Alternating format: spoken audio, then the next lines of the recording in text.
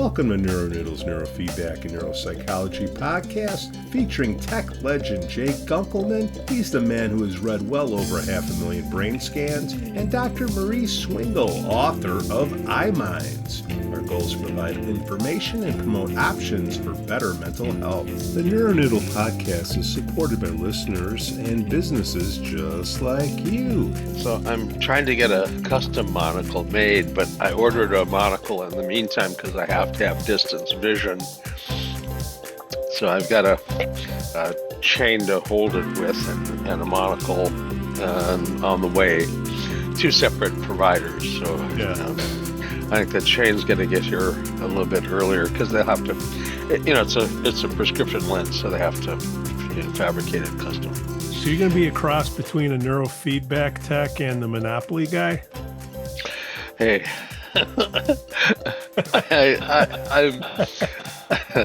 I'm parts missing like some damn chicken anyway, So the older you get, the stranger things are, Right. And you just wait. Young punk.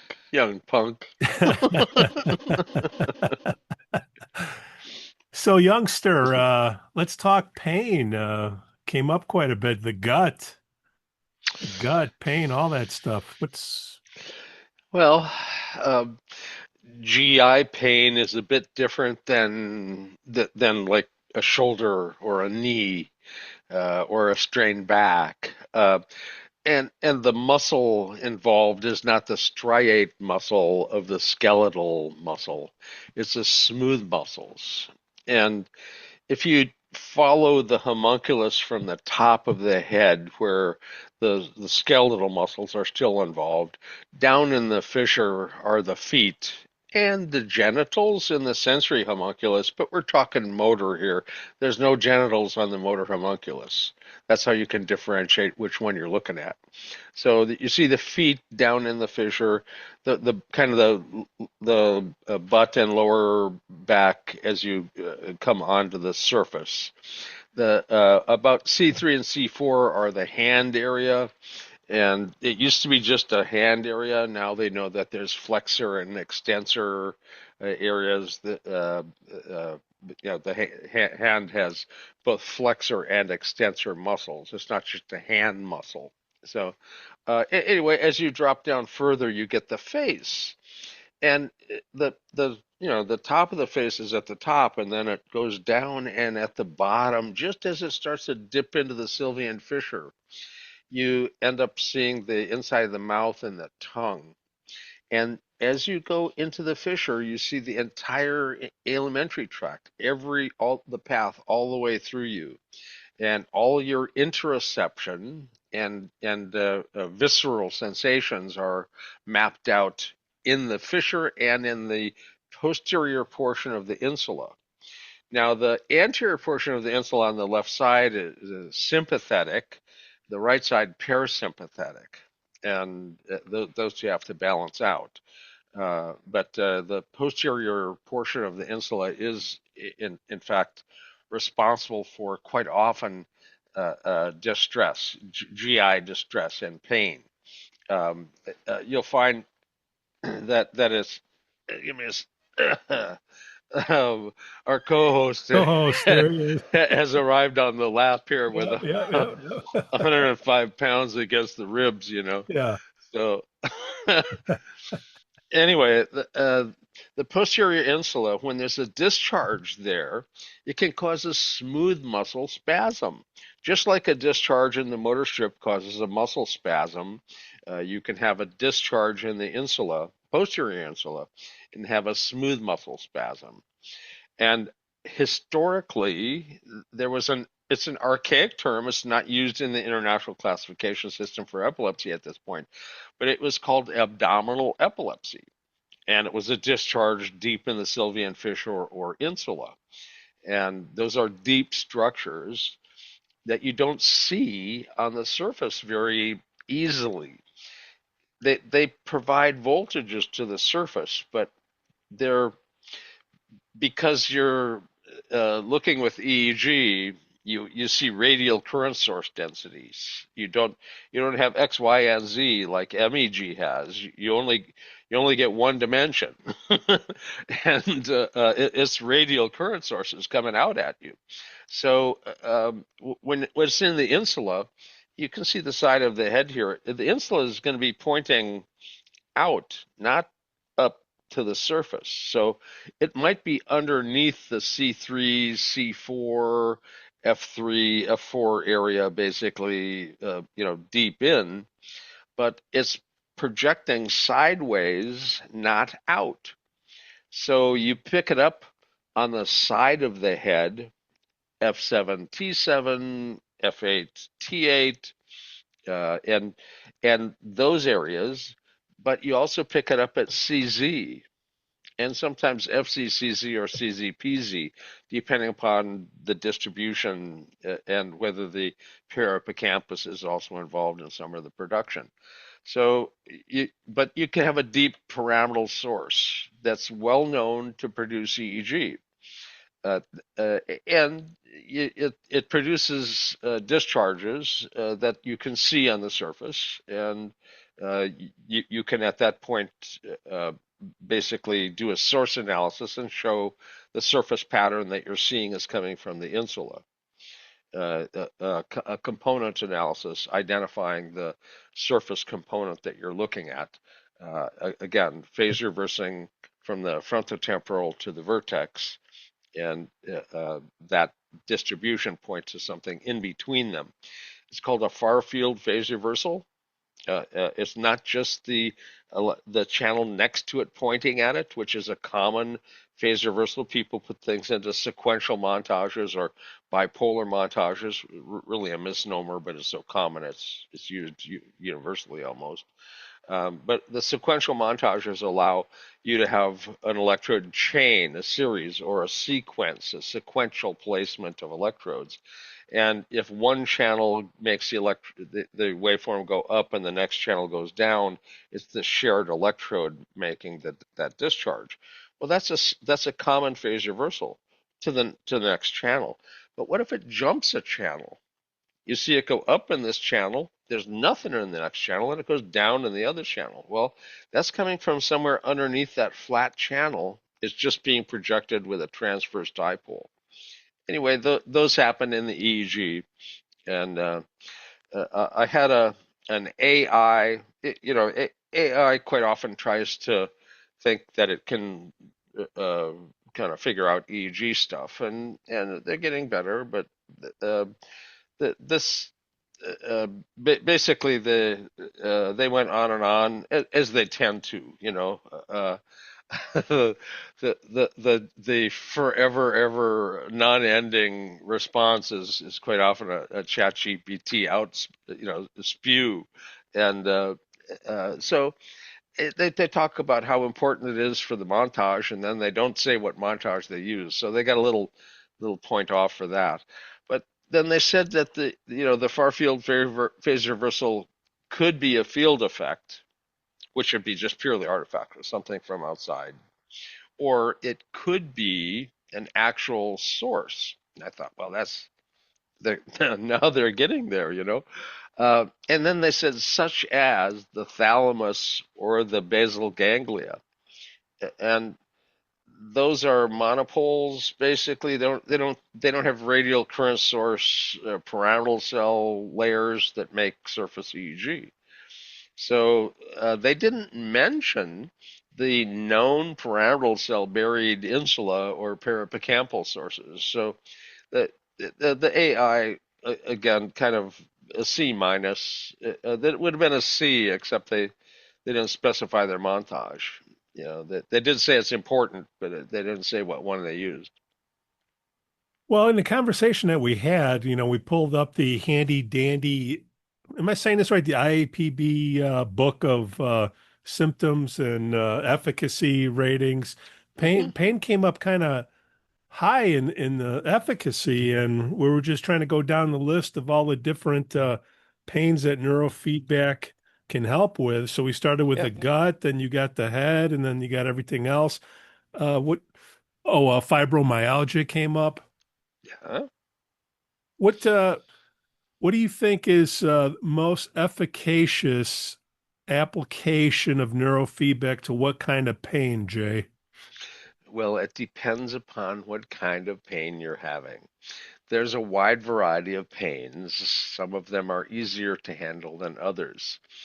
There's actually a chapter in Cambridge University Press, a book that's a textbook on non-pharmacological pain management. And I'm a co-author on one of those chapters, along with Gabriel Tan and Mark Jensen. And anyway, the Mark Jensen talks about hypnosis and pain relief. Gabriel Tan talked about a whole bunch of different devices they used at the VA. Chapter 13, non-pharmacologic neuromodulatory approaches to pain management. January 2011, correct? Yeah, that's the old one. I mean, I can't even refer to it in an APA submission anymore. It's too old. You know that they allow you a decade. So all my stuff is just my 2005 original paper on phenotypes. I can't quote. You know, you can't quote original material for God's sakes. If you talk about slow cortical potentials or DC potentials, you can't quote Richard Caton, 1875, British Medical Journal number 2. You know, that's the foundational work, and it's really important, but you can't quote it. You know, you can't quote Gauss's law of electricity, Yeah, what's although being able to refer to that and have it as a reference is really important. Anyway, the APA sets up standards that sometimes make no freaking damn sense, and this is one of them. You know, if you can't quote source material in your reference list, you give 5 references, and if you can't quote the source material, what the hell's the deal? You know. Anyway, that my little rant. You know, it's. I got your I got your paper here, Jay, and what give me the you know, Chat GPT you know, summary. What you pain? you can end up treating pain with a wide variety of approaches. Heart rate variability ends up helping tremendously with sympathetic parasympathetic balance, and a sympathetic dominance ends up being a negative for muscle tension. Now you think, well, that's the motor strip. Jay, you freaking idiot. You know, you're talking about the wrong control. The muscle's controlled by the motor neuron. Yeah, but the muscle spindle, which controls muscle tone, is sympathetically innervated. So your sympathetic dominance can end up having muscle tone tension that ends up having trigger points, like in fibromyalgia.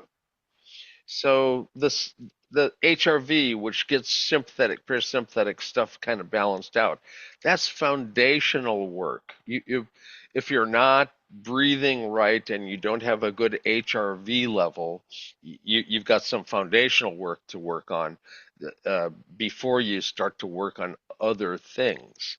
So get that rolling, and it's a low tech. I mean, paying attention to your breathing and having it measured well enough in a lab situation so they know what your resonant rate would be. I mean, are you a 6 per minute or a 5, or what are you?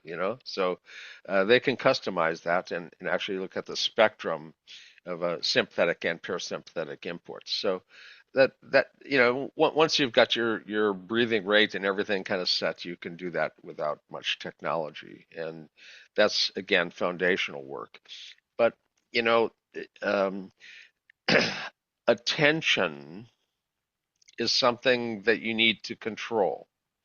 So we know what intention is because we've measured that. The Bereitschaft's potential frontally is an electrically negative wave that happens when you intend to move.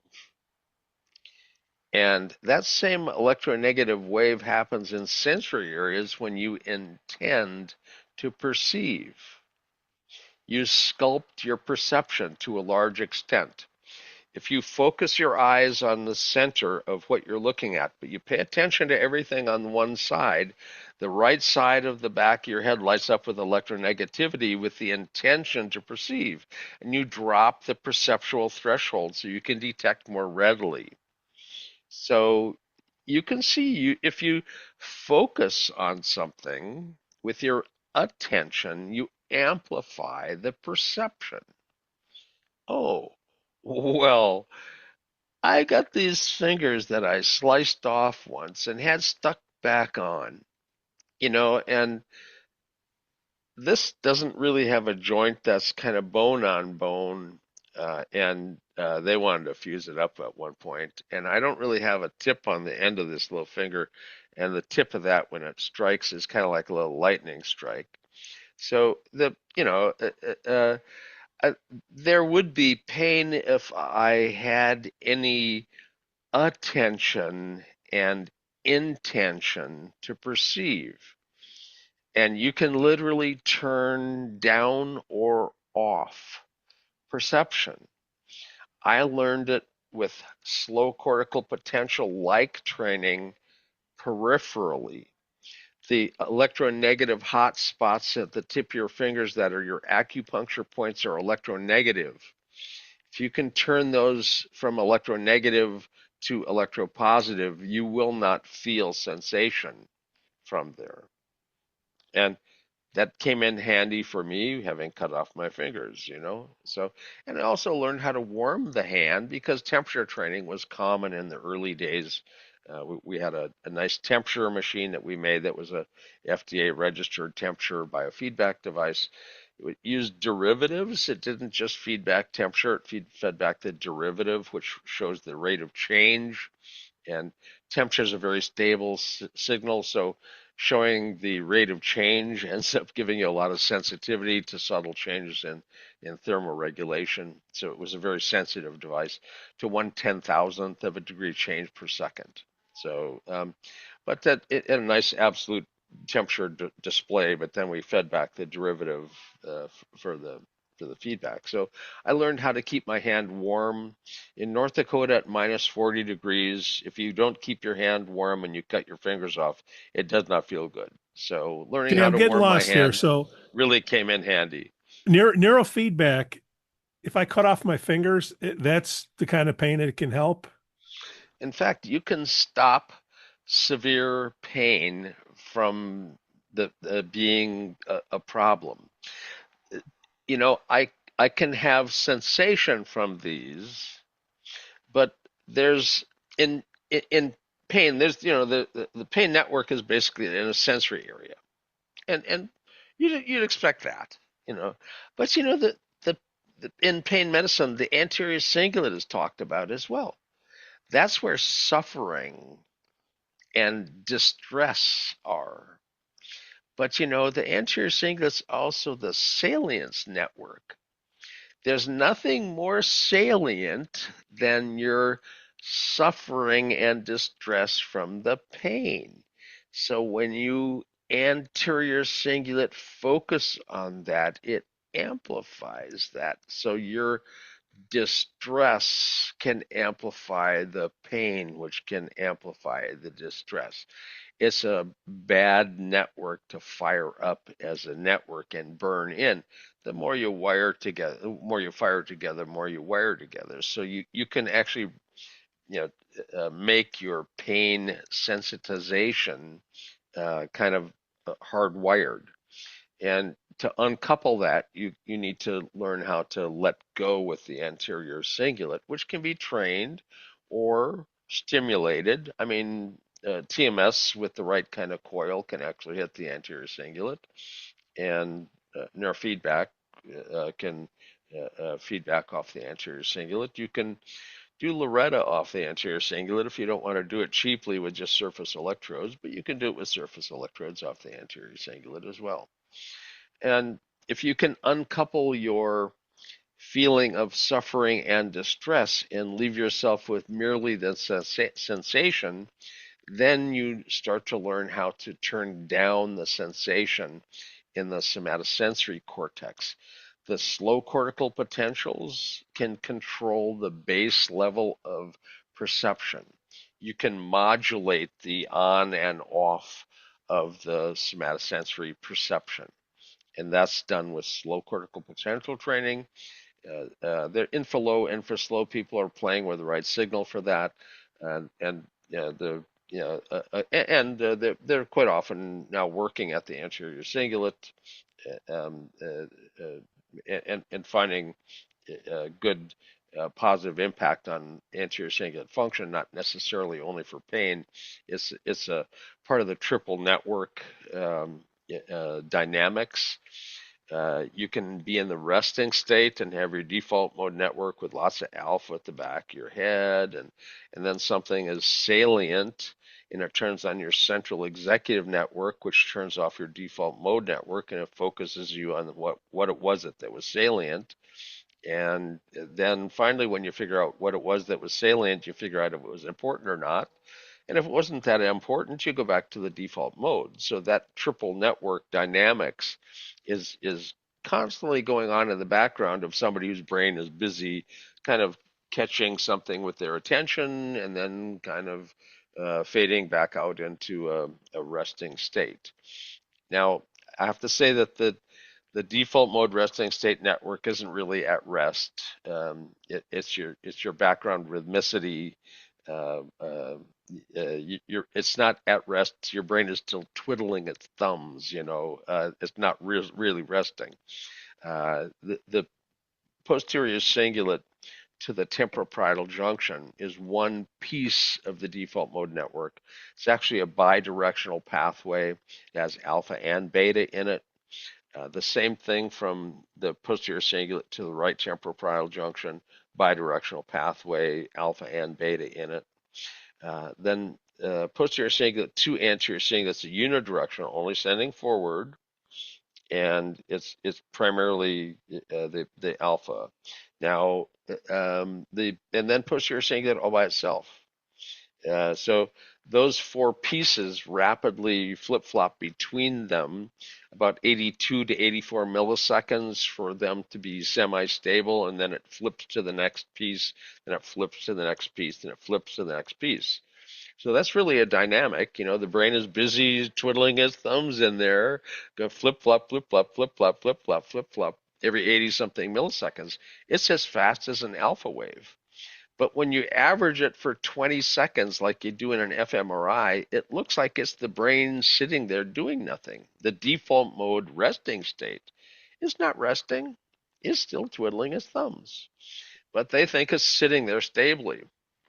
And some people try to model it as though all of the hubs of it are there at the same time. Good luck with that. Okay, is it It's a, is it it's a is it more of stopping the pain, or is it more of stopping the attention to the pain? Well, the attention to pain amplifies it. You you don't well. Um, I've successfully learned how to really turn these two off, and for ever since I did this way back in the 70s, um, I've had the ability to really turn these off. And if I don't feel anything there at all, eventually I will end up with a tremor in it, an ulnar nerve tremor, because of the lack of input. You get a thalamocortical dysrhythmia when you drop the input. It's like a phantom pain. This is a phantom movement. It's a movement disorder, kind of like a Parkinson's thalamocortical dysrhythmia, but this is very local. It's because I've turned it off. So you don't necessarily want to turn it all the way off. There's consequence for that long term as well. But you can modulate it and tolerate it really well. I always have chronic pain. Now, my anterior cingulate says, but I don't give a shit. And so yeah, there's a sensation. And if I focus, oh, what does the hand feel like? Oh, well, I just as soon not feel that, so I can go elsewhere. You can direct your attention and modulate your perception of pain.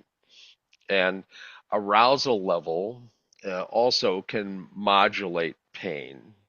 Hey everyone, if you're enjoying the show and want to help us keep it going, please consider supporting us on Patreon. Your support helps improve the content and brings on great guests and grow the show. Join us on Patreon at patreon.com/NeuroNoodle. But hey, if supporting financially isn't in the cards right now, no worries. You can still help us out for free by liking, subscribing, and sharing this episode. It really makes a difference and helps more people find the show. If we've earned it, hit that subscribe button and turn on notifications so you never miss an episode. Hey everyone, here's a quick message from our good old buddy Joshua Moore at Alternative Behavioral Therapy. I'm preparing to do an introduction to QEEG phenotypes. This is my first workshop on the topic, and this is just the introductory overview of the project. This is going to be very, very basic. So let's review each phenotype. We're just going to go through them one by one. If you look at the DSM-1, 2, or 3, and you look at the first chapter, it actually acknowledges that the DSM in mental health is just, quote, a descriptive adaptation, unquote. We're going to customize the interventions and tailor them to the individual's brain activity, not just applying the treatments or trainings to the individual's phenotype and maybe even their variants, but also customizing the protocols themselves to fit that person's individual unique frequency patterns. Maybe a dozen ways to have excessive energy in your nervous system, and then there's an infinite amount of ways to relate poorly to that excessive energy, which means that there is a lot of variations in what someone might call anxiety. And that doesn't mean that we're talking about the same thing when we're talking about anxiety. So complicated stuff. But when we look at a brain map, we get some basis in which we can start talking about what is this energy. Then we have to go to the client. We have to start talking to the client about what is your association to this specific kind of energy that I can see now.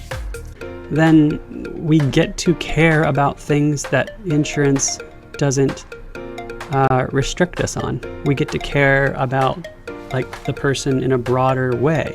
85% improvement in mental health report following pairing a medication with a specific phenotype.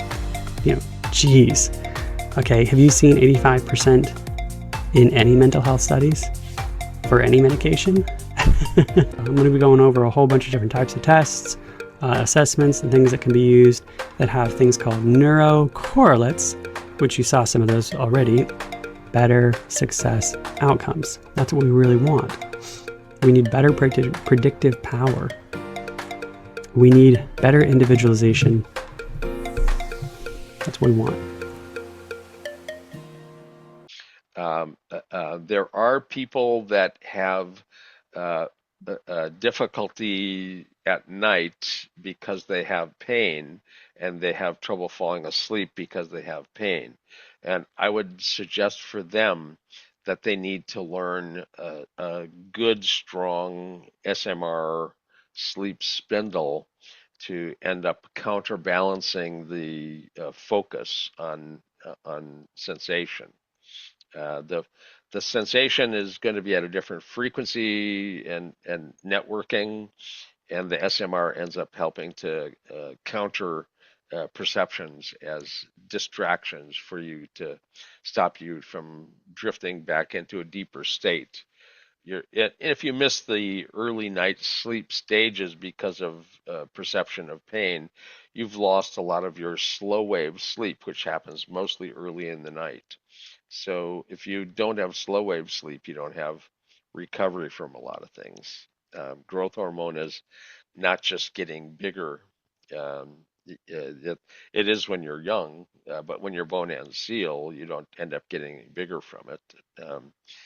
But growth hormone helps your body recover from the wear and tear of the workouts and the wear and tear of daily life stressors and so forth. So, Our good friend, the vagus nerve, came out to play in the Q&A. Gut and neurotransmitters, that came into play. How can we control all that, or have some essence of control with neurofeedback?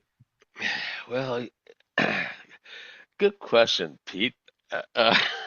Your audience is sharp as a tack, you Good know. thing the audience is. Uh, uh, uh, so, you know, vagus nerve, people try to address like catching it as it's passing through the neck with devices and so forth. But, you know, you can actually tap into it from the brain end of things as well. And a vagal tone ends up being something that you can tap into and influence. Martijn Arns noticed during a TMS session where they have these big magnets and they point it at your left frontal area, and they try to find the F3 electrode location, and they pulse the magnet 10 times a second or faster. And at that point, they activate your left frontal cortex. Well, he noticed, because he was looking at it, that the heart rate decelerated when they hit the pulse. So what's happening? Well, you're stimulating and you're hitting the vagal nerve input from the left frontal lobe. And that TMS pulse can actually decelerate the heart. Recently, working at Stanford, Martijn Arns, as a visiting researcher, got access to all the heart rate data and the Stanford TMS approach. They have their own patented trademarked approach, densifying all the sessions into a brief period of time while you're in the hospital, and getting it all done within a very short period of time instead of spread across like 30 days or something. So anyway, they looked at the data and they actually can titrate the strength that you should be pulsing at if they look at the heart rate. One of the rare side effects that can happen in a TMS chair is having the patient pass out. Why? Well, you decelerate the heart beyond a proper heart rate and you don't have sufficient flow and they pass out. So, but that's from not titrating your pulse to a proper level. And that what they found is you can actually titrate the effect on the vagus nerve from the TMS by looking at the heart rate. And you get the deceleration of the heart rate with the pulse, and you look at how far it decelerates and decide how strong you can tolerate as a pulse. Anyway, it's possible to influence it from training that area as well. You don't have to necessarily hit it with a 3 Tesla magnet pulse. You know, magnetic pulse actually creates action potentials. You can potentiate function with pulsed EMF. You can potentiate function with pulsed light, photobiomodulation. You can potentiate from transcranial direct current potential. There's a lot of ways to end up influencing the brain, and you can influence the brain to tap into the vagal system again. And again, sympathetic, parasympathetic balance, you end up having a vagal input via the autonomic nervous system. And as much as people, when you learn what's autonomic, well, self-naming, self-regulating, self-controlling, and you're teaching them how to control something that's self-controlling. This drove the scientists crazy back in the 60s because they learned, you know, in school, they learned that these are involuntary systems. And now you're doing operant training to get voluntary control, instrumental learning or operant training to get control over these self-regulating control things. there was actually a fellow who wrote a book about the cell, the life of a cell, and he worried that all this feedback making things conscious would be impossible because you'd have to pay attention to too many things, your breathing and your heart and your skin, and if you had to pay attention and do that all consciously, it'd be a mistake. So he was all worried about it. Well, that really hasn't been a problem, um, uh, but you can control a lot of things, and you can train control over brain systems using neurofeedback and neuromodulatory techniques, and you can modulate pain, you can modulate attention to pain, the intention to perceive, basically, and modulating down occasionally the actual sensory area itself. The amount of beta spindling that's happening in the sensory area is quite often associated with the perception of the pain, and you can train that down. Now, you're not really getting rid of the input. You're changing the brain's response to the input. You're cutting down on the excitability of the cortex with a voluntary change. And that, how do you cut down on excitability of cortex voluntarily? Well, your slow cortical potentials can modulate up or down all the AC systems. So you can learn control over the sensation itself, as I did. Again, I use slow cortical potential training using an Offner T-type amplifier, which is actually an EEG amp that went from DC to 100 hertz. It was the first transistorized EEG machine. I still have one. It's out in the garage. Fine walnut cabinet. No. This is in two pieces. It's transportable, but you'd rip out a shoulder hauling this sucker around. I tell you, I'd recommend getting a good forklift. Now, they're heavy cases. The rider unit itself ends up having power from a wall, but the amp system ends up having a battery. And anyway, it's big and heavy. We rebuilt it. The electrolytic capacitors were all leaked, and we snipped them all out and replaced them with tantalum capacitors, and but it worked real well. And back in that era, going from DC to 100 hertz, everybody thought that the DC would not be stable. Usually the baseline of the EG waved all over the place, like they did in the grass amplifiers. You'd have to get them temperature stable to get the baseline to not wander. Well, in the Offner T-type, they put it in a reed oscillator that oscillated at 200 hertz. And at 200 times a second, it would reset the 0 point. So if you actually had a signal that was a DC drift that wasn't that wasn't just like the system itself drifting, you'd end up having a signal. But if the system started to drift, it would be reset 200 times a second, twice the rate of the fastest frequency that you're looking to try to record, so that you didn't end up having a negative influence on it. But 200 hertz you can hear. So when the amplifier started to have something that had to be retuned or rebuilt, if the amplifier had a calibration problem, the reed oscillator came off tune.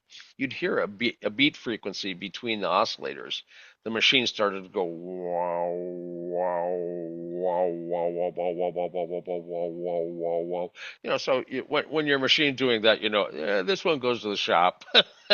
The client is not going to want this machine hooked up to them, So But it was a great old device, and it was the basis for every single modern EEG amp.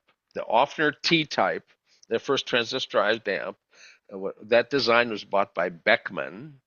Beckman was bought by Tekka, and Tekka was bought by Nicolay, and that's evolved into all of the XL tech and everything that you see nowadays. It's all kind of congealed into one group, and that group unfortunately made a mistake, I think, in business. Their R&D expense was substantial. They had a lot of people doing R&D, and um, they decided that EEG amps were EEG amps. What the hell are you doing R&D for? And so they kind of let them all go. And so you take all the intellectual capital of the design people and you cast them out of your company. They don't lose their ideas about how to make EEG amps and stuff. So they actually created all sorts of little tiny startups that are doing dry sensors and other things. So it was it created a whole flowering of little startups. Jay, to close out pain, can you just one more time go over fibromyalgia and how what is going, is Sure. that more of a nerve thing than a brain thing, or it's both? How does neurofeedback help with that?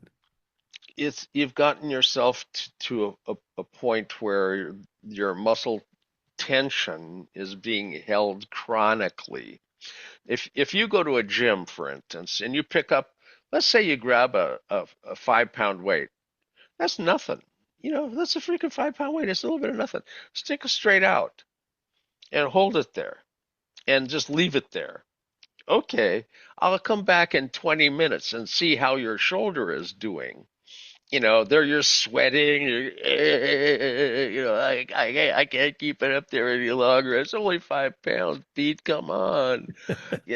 Well, that muscle you've built up lactic acid. There's muscle pain going on. So chronic muscle tension can lead to muscle pain. And if you hold chronic tension and you try to relax as best you can, your motor neuron command to contract goes away and you relax. Well, sort of, because you've held chronic tension for a long time, your muscle tone has reset to a higher level. And that's regulated by the sympathetic nervous system, not the muscle relaxing that you just did. And the muscle spindle is, if you poke it, is now a trigger point. It's painful. You're going to have pain spots in muscle. The fibromyalgia, you have to have a certain number of spots that are trigger points that are painful and all of that. But that's technical detail of DSMing somebody's thing. What you have if you've got muscle tension related chronic pain and you've got a muscle trigger is you've got sympathetic tone issues there as well. If you do muscle relaxation training, you can drop the muscle tension quickly to a certain level. But beyond that, you have to let go of the muscle tone. And that last, getting down to a few tenths of a microvolt instead of 2 microvolts. You go from 100 to 2 and you think, damn, that's good. Well, yeah, keep going. You got another order of magnitude to go. You got to get into the tenths of a microvolt, not the single digits yet. So when you drop it down the rest of the way, that's the full relaxation, and it can take time to train that. But people that have out of control muscle spasms can learn how to control those. You may have seen people that have a spasm on one side of their face, and the muscles on that side of their face, their face is kind of drawn off to the side.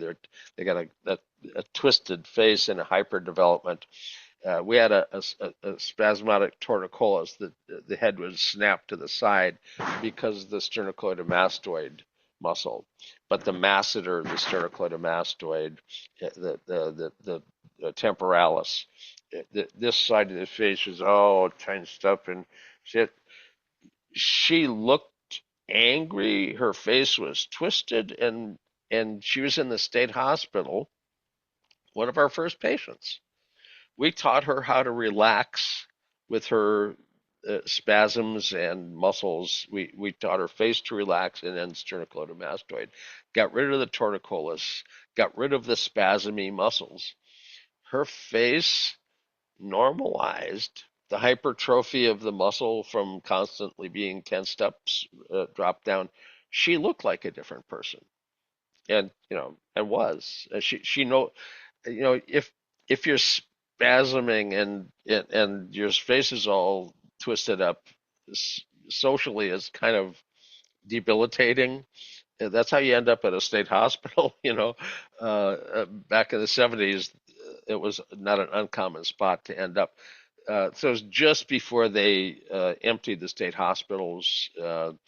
You had to be a threat to some others or yourself to have to be kept there.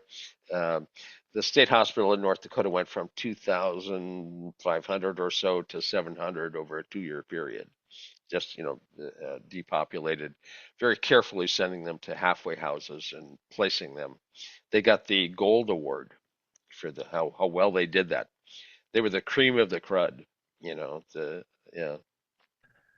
So Jay, to wrap up pain, we've beat to death neurofeedback, but one more thing, red light therapy, isn't that good for pain too, if we're going to talk about this holistically? Well, there's some evidence for that, and the photobiomodulation at frequency versus laser light therapy, which is a different thing entirely. One is a constant exposure, and the other one is using the photobiomodulation to kind of trigger frequencies within the nervous system.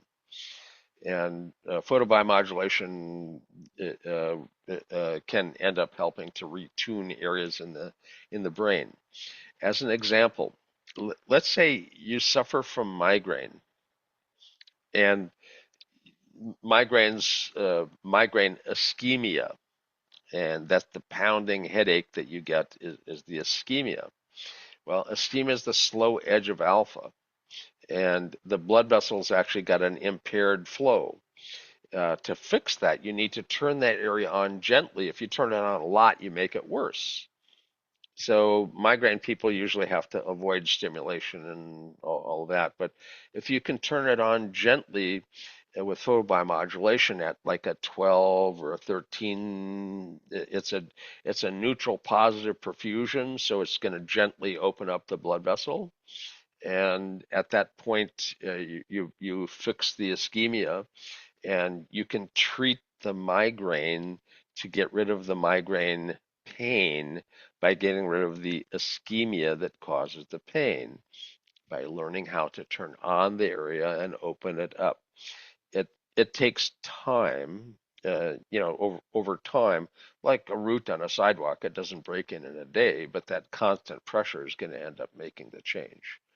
And again, if you overtax it, you end up causing a worsening of the ischemia, which after a severe head injury, for instance, where post-traumatic ischemia, not migraine ischemia, post-traumatic ischemia, gives you the same sort of a look. But if you try to put yourself back into full function too early, you can actually cause a worsening of the ischemia, which can actually lead to cell death. So they sometimes, with a severe head injury, will put you into a coma deliberately to keep you from wasting energy on consciousness when your brain could be healing. So, and you don't put somebody back into full service too early if they've had a head injury. You end up causing a worsening of the injury. Jay, you got a birthday coming up? every October it seems to happen whether I want to or not. And damn, they come faster every year, It's surprising. It seemed like only yesterday we were just, get together there. But yeah, I'm having a 3-day birthday party and neuroscience event, the Suisun Summit neuroscience meeting, and we get together the 8th for everybody popping into the yacht club to get registered, and the next morning, the 9th, 10th, and 11th, we have a 3-day meeting. Lisa Tatron's going to be talking about movement disorders and also AI and EEG processing and protocol recommendations, and we'll have a pro and con discussion with people who are actually informed about the issue, not just opinionated. If you got data, that's fine. If you don't have data, you're just opinionated. So anyway, we'll have people that know what they're talking about, having a good discussion about this. And Show me the money. Yeah, Lee Steinberg will be there. Jerry Maguire was done as a kind of a done after him and his career. He'll be there to give a bit of a story about traumatic brain injury and neurofeedback and his perspective of it. And as a sports agent, he's put a lot of people into a profession that puts him at risk, and I'm sure he's got quite a bit to say about that. Silvana Markovska-Simoska from Macedonia is coming over to talk about autism and paroxysmal events that are not epilepsy, but there are no convulsions, but they're epileptiform discharges in the EEG in autism. We've got Nick and Tiff coming up from Santa Barbara and talking about some of their work on cross-frequency coupling. I've got a brief talk on consciousness and cross-frequency coupling. Isabella, the tennis player who was an intractable epileptic before she became a tennis star, she had to learn how to not have seizures. She's been seizure-free about 7 years now. She'll be there talking about her experience of the neurofeedback as she gained control of not having seizures. And there's a lot of talk about traumatic brain injury and other clinical things. Asante Gobran from Singapore will be popping in. If we let him in.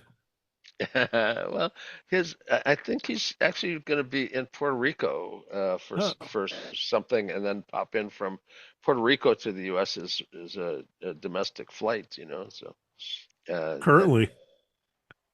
Currently, yes. So anyway, it's always hard to say. There are a lot of people deciding to vacation elsewhere, shall we say? Yeah.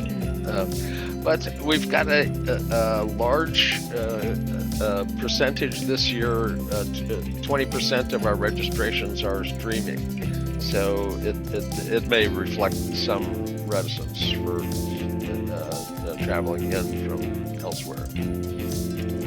And where did we come up with the questions today, Jay, on pain? We get together every Wednesday, 6 p.m. Central Time. The audience drives the content. You ask, we answer.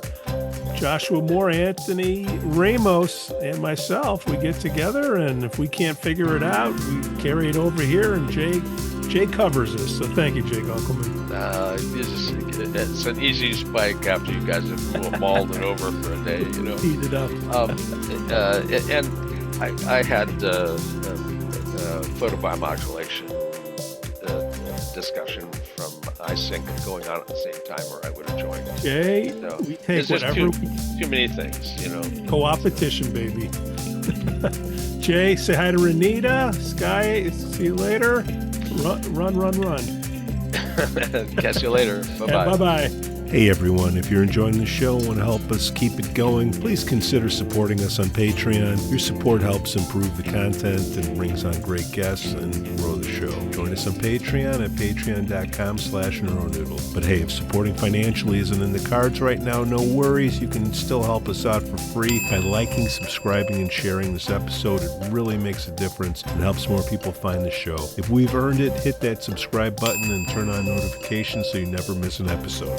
The NeuroNoodle Podcast is supported by listeners and businesses just like you. Hey everyone, here's a quick message from our good old buddy Joshua Moore at Alternative Behavioral Therapy. I'm preparing to do an introduction to QEEGD phenotypes. This is my first workshop on the topic, and this is just the introductory overview of the project. This is going to be very, very basic. So let's review each phenotype. We're just going to go through them one by one. If you look at the DSM-1, 2, or 3, and you look at the first chapter, it actually acknowledges that the DSM in mental health is just, quote, a descriptive adaptation, unquote. We're going to customize the interventions and tailor them to the individual's brain activity, not just applying the treatments or trainings to the individual's phenotype and maybe even their variants, but also customizing the protocols themselves to fit that person's individual unique frequency patterns. Maybe a dozen ways to have excessive energy in your nervous system, and then there's an infinite amount of ways to relate poorly to that excessive energy, which means that there is a lot of variations in what someone might call anxiety. And that doesn't mean that we're talking about the same thing when we're talking about anxiety. So complicated stuff. But when we look at a brain map, we get some basis for which we can start talking about what is this energy. Then we have to go to the client. We have to start talking to the client about what is your association to this specific kind of energy that I can see now. Then we get to care about things that insurance doesn't restrict us on. We get to care about like the person in a broader way. 85% improvement in mental health report following pairing a medication with a specific phenotype. Geez. Okay, have you seen 85% in any mental health studies for any medication? I'm going to be going over a whole bunch of different types of tests, assessments, and things that can be used that have things called neurocorrelates, which you saw some of those already. Better success outcomes. That's what we really want. We need better predictive power. We need better individualization. That's what we want.